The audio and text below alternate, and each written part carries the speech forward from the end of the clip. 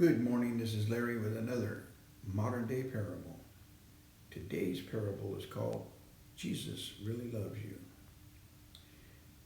Every Sunday afternoon after the morning service at their church, the pastor and his 11-year-old son would go out into their town and hand out gospel tracts. This particular Sunday afternoon, as it came time for the pastor and his son to go to the streets with their tracts, it was very cold outside, as well as pouring down rain. The boy bundled up in his warmest and driest clothes and said, "Okay, Dad, I'm ready."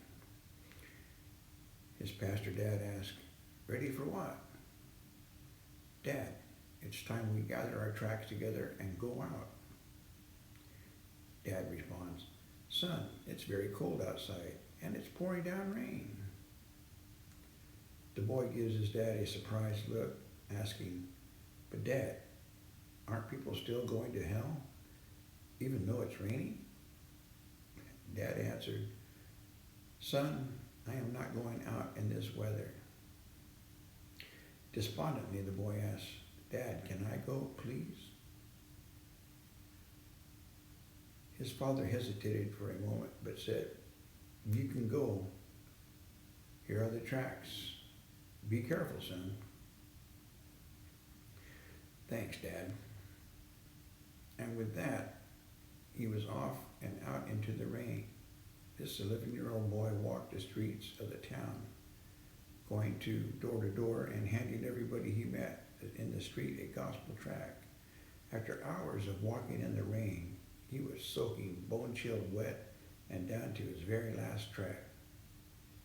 He stopped at a corner and looked for someone to hand the tract, but the streets were totally deserted. Then he turned toward the first home he saw and started up the sidewalk to the front door and rang the doorbell. He rang the bell, but nobody answered. He rang it again and again, but still no one answered. He waited, but still no answer. Finally, this 11-year-old trooper turned to leave, but something stopped him.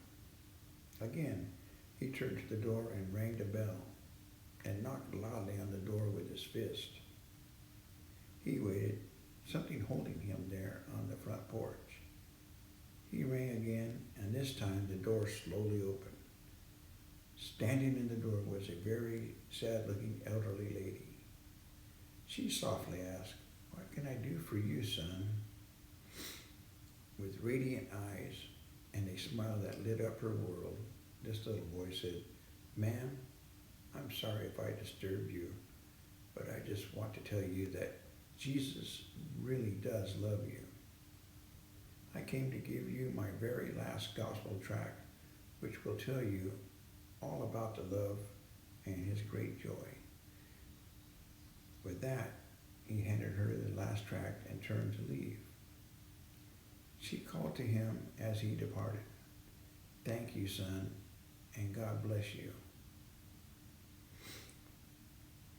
The following Sunday morning in church, Pastor Dad was at the pulpit, and as the services began, he asked, "Does anybody have a testimony or want to say anything?"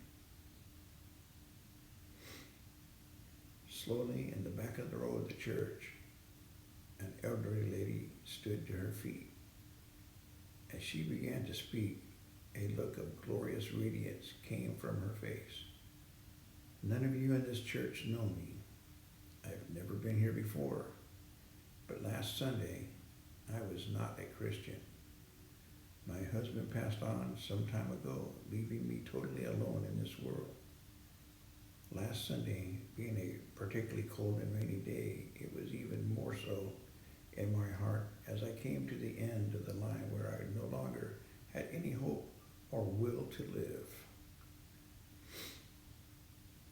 So I took a rope and a chair and ascended the stairway to the attic of my home. I fastened the rope securely to a rafter in the roof and then stood on the chair and fastened the other end of the rope around my neck. Standing on that chair, so lonely and brokenhearted, I was about to leap off, when suddenly A loud ringing of my doorbell downstairs startled me. I thought, "I'll wait a minute and whoever it is will go away." I waited and waited, but the ringing doorbell seemed to get more insistent. And then the person started knocking loudly. I thought to myself, who on earth could this be? Nobody ever rings my bell or comes to see me. I loosened the rope from my neck and started from the front to the front door.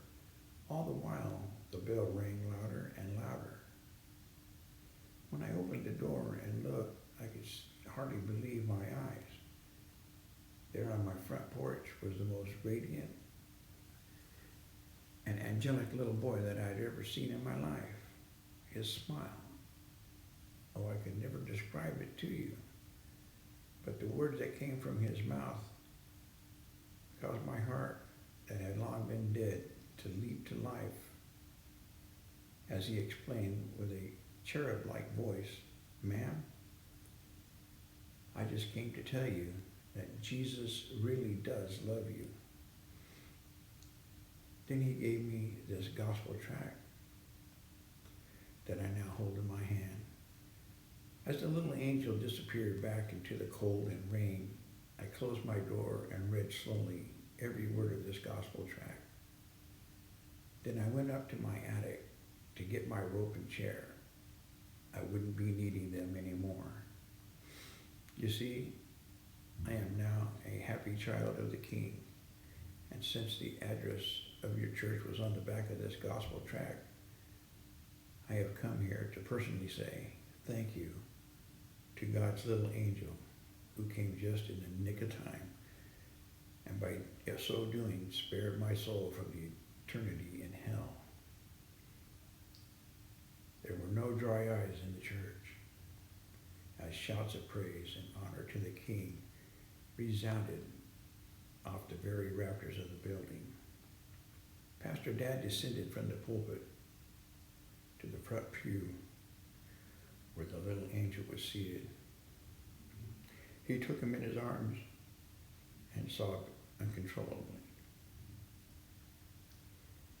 Probably no church has had more glorious moment, and probably this universe has never seen a papa that was more filled with love and honor for his son, except for this one. This Father, God, also allowed his son Jesus to go out into a cold and dark world. He received his son back with joy unspeakable, and as all of heaven shouted praises and honor to the King, the Father sat his beloved Son on the throne, far above all principality and power and every name that is named. There may be someone reading this who is also going through a dark, cold, and lonely time in your soul. You may be a Christian, for we are not without problems, or you may not yet know the King. Whatever the case, and whatever the problem or situation you find yourself in, and no matter how dark it may seem, know that Jesus really does love you. I hope you enjoyed today's story. Have a great day, and God bless.